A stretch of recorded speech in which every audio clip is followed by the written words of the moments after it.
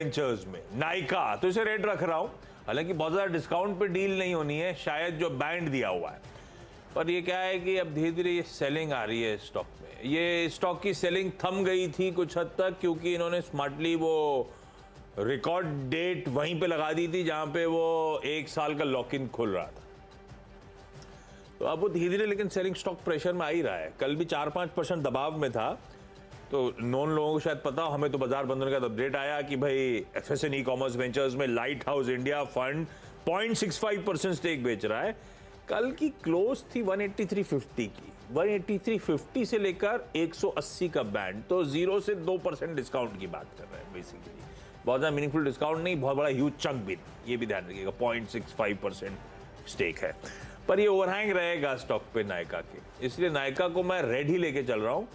पर ये new age company जरा वॉच आउट करना है। तो एक ग्रीन है सिफर साइड के लिए, एक रेड न्यू एज कंपनीज के साथ अलग अलग खबरें, इसीलिए मैं ऐसी स्टॉक रख रहा हूं। बस खबरों के बीच में रेड और ग्रीन मेंशन कर रहा हूं। 3 हो गए मेरे।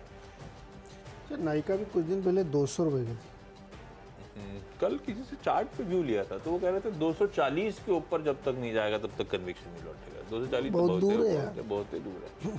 अभी जब ये पूरा इसका स्टॉक क्या हुआ था, स्प्लिट बहुत कुछ किया था, बोनस आया था 200 रुपए के आसपास था, और ये बोनस आया था, स्प्लिट आया था, दोनों आए थे। मैं ख्याल में 10-15 तोड़ दिए ना। 5 हुआ था, मुझे याद नहीं आ रहा क्या था वो। 2000 वाला शेयर 200 रुपये हो गया, 10 शेयर। चलो, तो ये 200 रुपये के कुछ आसपास था, तो लोगों ने कहा कि देखो ये इशू प्राइस से अभी भी ऊपर। मैंने शो किया था, तो मैंने सुमित से रिसर्च निकलवाई थी। हाँ। तो ये ऊपर दिख रहा है अभी 1150 इशू प्राइस थी। 1150 को 5 विभाजन करें तो हाँ, वो 200 कुछ रुपए पे इसका इशू प्राइस आ जाता है। अब नहीं होगा ना, अब तो नीचे आ जाएगा। अब तो इशू प्राइस के नीचे चल तो रहा है। ये जो 4% रोज गिर गया 183 पे, ये सब चिंता के कारण होने चाहिए, जबकि इनके पास तो ठीक ठाक, इनके पास तो बिजनेस है, दिखता है बिजनेस। हाँ, टच एंड फील वाला है, टच एंड फील वाला। घरों में इसके प्रोडक्ट्स पहुंच चुके हैं, फिर ये हाल है। यही तो बताया गया था कि हर घर के ड्रेसिंग रूम में नायका का सामान है। आ गया है, आप लोगों को पता है वो यही तो बताया गया था। यानी वापस अपनी टीम पे आते हैं।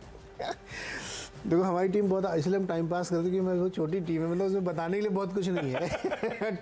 आज फिर एक लॉन्च शेड्यूल्ड है, जिसमें वो एक नई बाइक लॉन्च करना चाहते हैं, जिसकी डिटेल्स रिवील नहीं करी गई, बस ब्लॉक की डेट था, आज की वो डेट थी।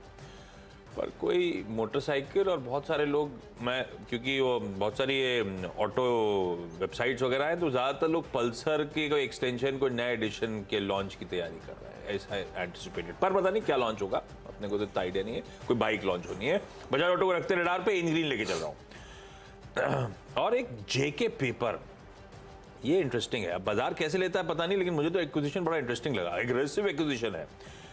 इस कंपनी ने 2 कंपनीज जो कॉरुगेटेड पैकेजिंग, मतलब वो गत्ता कहेंगे ना, गत्ता वो पैकेजिंग के लिए ब्राउन जो पेपर लगता है, वो जिसमें ऐसे बीच में धारियां बनी जाती हैं कि कोई ऐसा जिसके कार्टन भी फ्रेजाइल सामान आप रखो तो वो, हाँ, बस वो कॉरुगेटेड वो पैकेजिंग मटेरियल जो है वो बनाने के लिए 2 कंपनीज, होराइजन पैक्स और सिक्योरी पैक्स पैकेजिंग, जिसमें होराइजन पैक्स तो बहुत बड़ा प्लेयर है। दोनों में 85% स्टेक एक्वायर करेंगे, बचा हुआ 15% स्टेक भी लेंगे with in span of 3 years. ठीक है, दोनों companies largest corrugated packaging manufacturers हैं, 7 प्लांट स्प्रेड अक्रॉस इंडिया, और FY22 की इन दोनों कंपनी की कंसोलिडेटेड रेवेन्यू थी 832 करोड़ रुपए की। तो बड़ा एक्विजिशन ये करता हुआ ये कंपनी नजर आ रही है। जेके पेपर इंटरेस्टिंग स्पेस में, और ऐसे प्लेयर को एक्वायर कर रहा है जो इसका शेयर बहुत तगड़ा है। मुझे लगता है बाजार ड्यूली रिवॉर्ड करना चाहिए जेके पेपर को।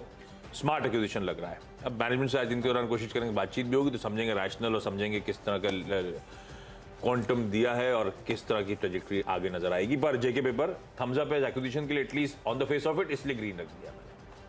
बता दें कि मनी कंट्रोल पर दिए गए विचार एक्सपर्ट्स के अपने निजी विचार होते हैं। वेबसाइट या मैनेजमेंट इसके लिए उत्तरदायी नहीं है। यूजर्स को मनी कंट्रोल की सलाह है कि कोई भी निवेश निर्णय लेने से पहले सर्टिफाइड एक्सपर्ट की सलाह लें।